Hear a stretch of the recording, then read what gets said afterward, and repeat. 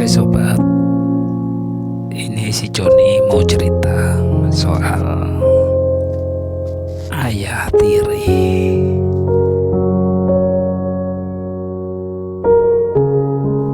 Oke, oh ya salam. Ayah kandungku meninggal dunia ketika aku berumur 2 tahun.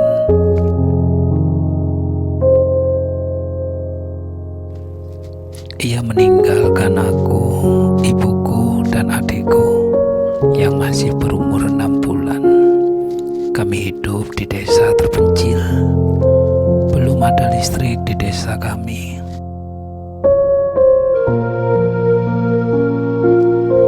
Hanya orang mampulah yang sudah mengenyam listrik di sini. Beberapa dengan keluargaku, ayahku hanya petani desa, dan ibuku hanya pembantu panen ayahku jika musim panen tiba.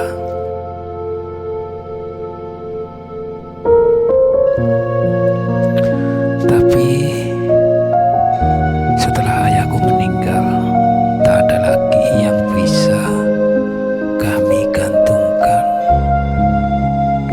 Singkat cerita, setelah 2 tahun ibuku menjanda dan mengurus aku dan adikku sendirian.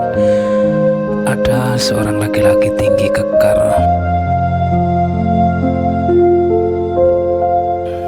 berbadan tegak, dengan membawa sebuah alat penghisap rokok.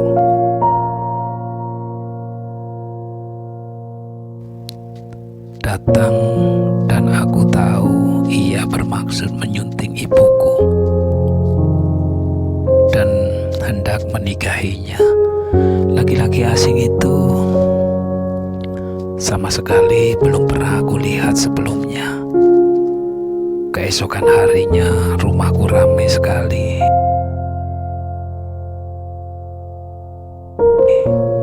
Aku tidak mengetahui jika itu adalah pesta pernikahan. Semua orang berkumpul.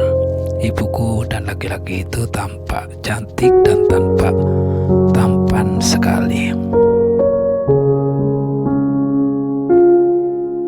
Aku hanya tersenyum dan menyandangkan bahuku kepada paman yang duduk di depan teras. Ia berkata, "Sekarang lelaki itu ayah barumu." Sontak aku terkaget dan bangun dari dada paman. Aku tak mengerti arti perkataan paman itu, dan paman hanya tersenyum pahit melihatku. Lelaki itu menikahi ibuku dan lantasan menjadi ayah tiriku. Ia bertanggung jawab pada kehidupan kami. Dia bekerja seperti halnya ayah kandungku, hanya seorang petani padi yang untung pada bulan panen saja. Hubungan kami dingin, tak layak seperti seorang ayah dan anak. Aku tahu ia tak seperti ayah tiri seperti yang ada di dongeng. Bahkan ia sangat menyayangiku. Suatu hari aku pulang sekolah dengan sangat lelah. Sekolahku berjarak 2 kilometer dari rumah dan harus berjalan kaki. Sesampainya aku di rumah, aku memanggil ibu dan tak ada jawaban. Aku mulai panik dan kulihat ibuku menangis, merenung dan meraung-raung.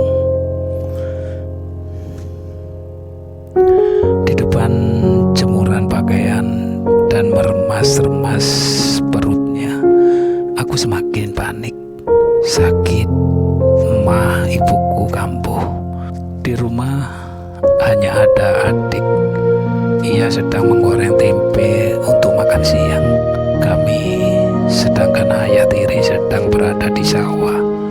Aku menyuruh adikku menyusul si ayah tiri. Sesaat kemudian, ia dan adikku datang dengan bergesa-gesa, dengan kaki berlumuran tanah dan bahkan tanpa alas kaki. Ia berlari ke kamar dan langsung menggendong ibuku dan membawanya ke tempat mantri. Aku dan adikku menunggu ibu di rumah dengan cemas. Aku berpikir mengapa ayah tiri begitu perhatian sama ibu. Aku berpikir mengapa ayah tiri begitu perhatian dengan ibu. Apa mungkin hanya kepada ibu saja ia begitu? Tak lama kemudian ibu dan ayah tiriku pulang. Ibu tersenyum dan menyuruhku mengambil penghisap rokok ayah tiriku di sawah yang tertinggal. Aku hanya menuruti saja karena hari memang sudah malam. Tak lama kemudian, tanpa hirau, ku ambil sandal jepit lusuhku dari sisi kayu-kayu bakar dan mulai berjalan. Belum genap aku berjalan jauh, ada lelaki memanggilku dari kejauhan. Ternyata ayah tiri berdiri dan mulai mendekatiku. "Mau apa kamu?"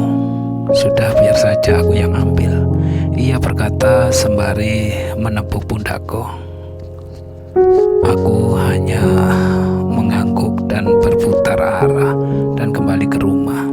Dalam hatiku, baik sekali ia sudah terlalu lelah di sawah, lalu sempat mengurus ibu dan sekarang berniat mengambil penghisap rokok kesayangannya di sawah.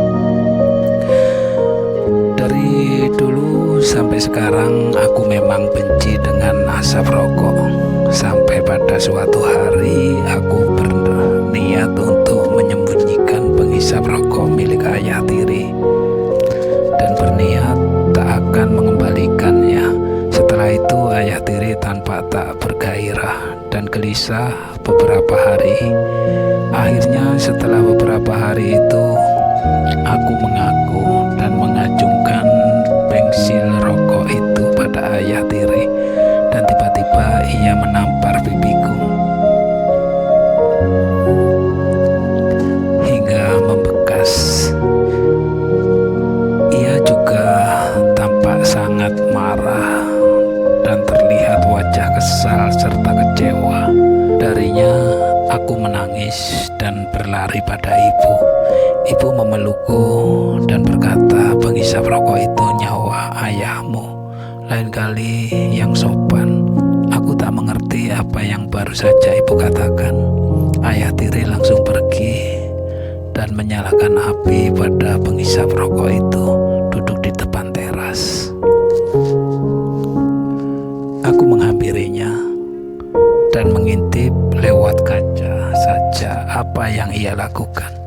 Kuperhatikan ia dengan seksama lewat kepul-kepulan asap yang kubenci itu. Linanglah air mata pada pipinya. Aku tak tahu mengapa ia menangis seperti itu.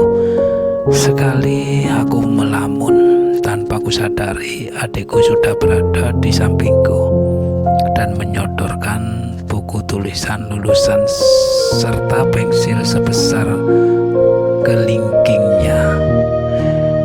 Ia menyogokku. Sontak aku terkejut dan jatuh terduduk di lantai pasir rumahku. "Kak, nomor ini bagaimana?" tanya adikku dengan menunjukkan soal nomor 3 yang ada di buku tulisan.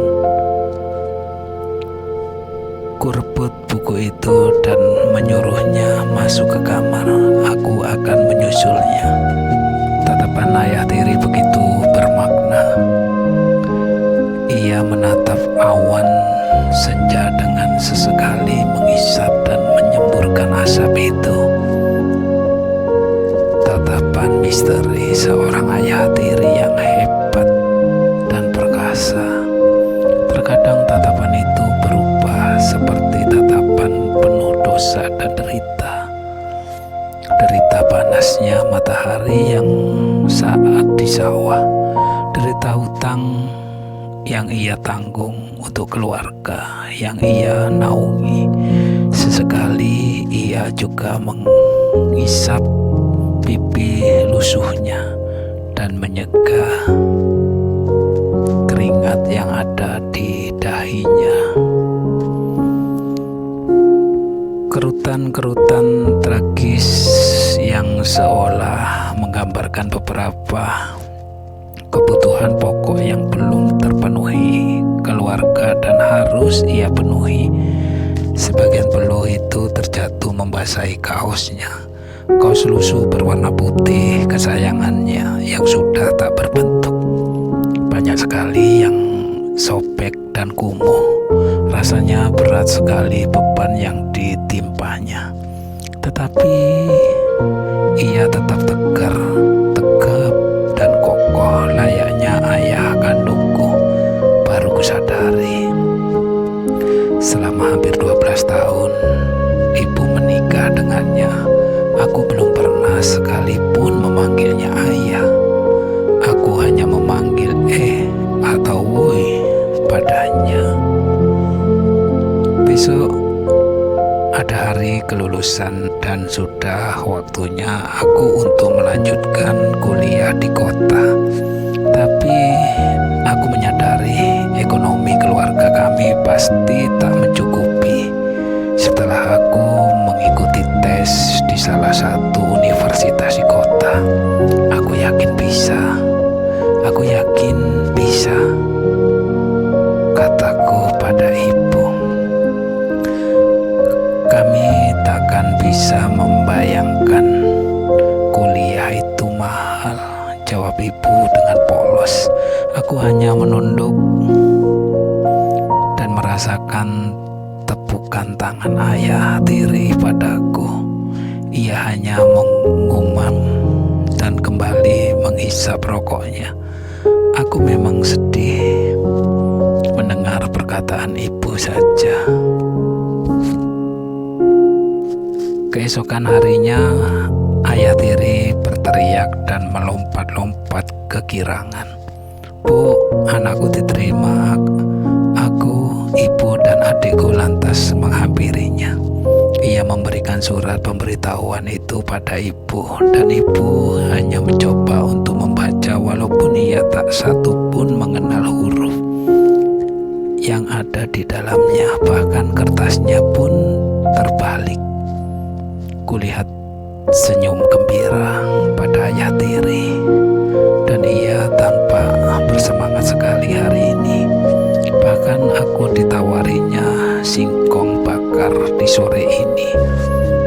Tak seperti biasa, aku masuk kamar dan sekali otakku mengulang kembali kejadian tadi pagi. Anakku, kenapa ia memanggilku anakku? Sudah jelas aku adalah anak dari ayah kandungku yang sudah meninggal. Aku melamun jauh hingga mengumam, anakku, anakku, anakku. Gumamku tak terasa ibu sudah duduk di kasur dan berkata, tentulah kamu anaknya, nak. Bahkan ia sangat ingin dipanggil ayah. Dia setiap malam berdoa agar kau memanggil ayah. Dia sangat menyayangimu. Ia sering berkata pada ibu, kapan kau bisa memanggilnya ayah?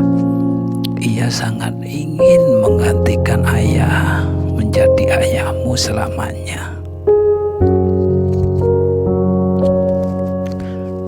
Aku menangis dan hanya diam. Ibu keluar kamar dan menutup kelambu kumuh sebagai pemisah tiap ruangan rumah. Ayah tiri ingin sekali kupanggil ayah. Perasaanku bimbang, bimbang, oh bimbang.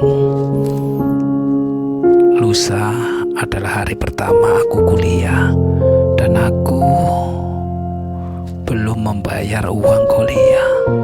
Kalau sampai lusa belum membayar, aku akan dikeluarkan dari tempat perkuliahan itu. Tabungan ayah tiri dan ibu pun terkumpul sebesar 2.300.000, padahal uang kuliah sebesar 3 juta. Uang dari mana kami bisa mendapatkannya? Ayah tiri memperhatikanku sedangkan kita lagi makan. Ia melihat mataku yang sedih. Aku mulai kesal dan membuang piring makananku. Aku keluar dan aku menuju pos ronda depan rumahku. Ayah tiriku membuntutiku.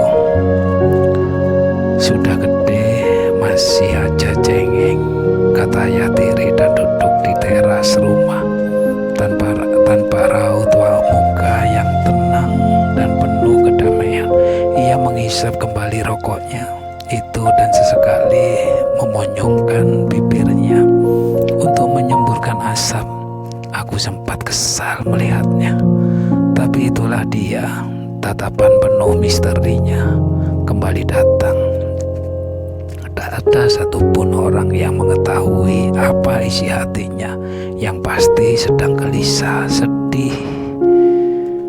Bagaimana ia mendapatkan kekurangan uang kuliah? Hari ini aku bangun terlalu siang, melihat seisi rumah kosong, dan sontak aku mengambil ember untuk menopang air hujan yang bocor agar lantai tidak becek. Lalu ibu datang bersama adik. Ia berkata, "Siang sekali kamu bangun. Ayahmu sudah pergi dari tadi.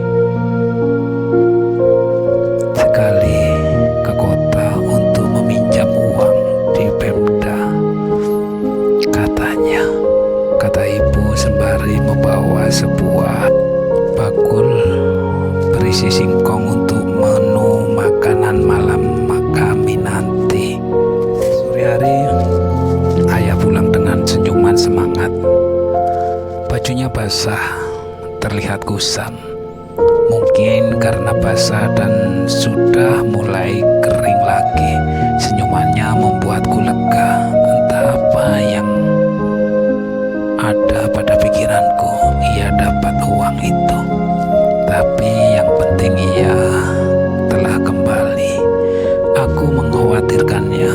Ibu menuangkan air hangat di ember kecil dan memasukkan kaki ayah tiriku di sana. Pemandangan berubah seketika. Kaki itu pun penuh dengan luka, membengkak dan menganga. Aku tahu ia berjalan kaki lebih dari 40 km pulang pergi kota. Akhir cerita, tak semuanya ayah tiri itu jahat. Ada yang ayah tiri itu melebihi baiknya ayah kandung.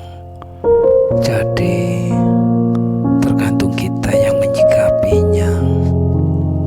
Oke, ya salam. Oh, terima kasih.